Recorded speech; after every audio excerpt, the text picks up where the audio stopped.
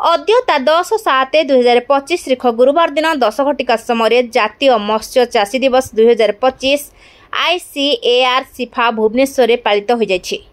एही कार्यक्रम में माननीय केंद्रीय मंत्री रंजन सिंह, प्रोफेसर SP सिंह बागेल, श्री गोकुलानंद मल्लिक जोग देथिले। ICAR सिफा भुवनेश्वर द्वारा आयोजित यह कार्यक्रम में देश और विदेश चाषी और कर्मकर्ता माने जोग दे माछ चाष और गोपालन उपर आलोचना करथिले। केंद्रीय मत्स्य विभाग गुरुत्वपूर्ण योजना गुड़िक है प्रधानमंत्री मत्स्य संपद योजना PMMSY, रंगीन माछ चाष, मधुर जल में गजा चिंगुड़ी चाष, उन्नत मानर कार्प जाँल उत्पादन विषय आलोचना करथिले।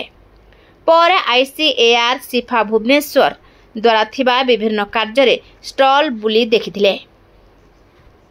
एही कार्यक्रम में केन्द्रापड़ा जिला अंतर्गत परकुल ग्रामर चाषी श्रीजुक्त सुभाष चंद्र बेहेरा और सिद्धि शक्ति FFPO को संबर्धना देथिले।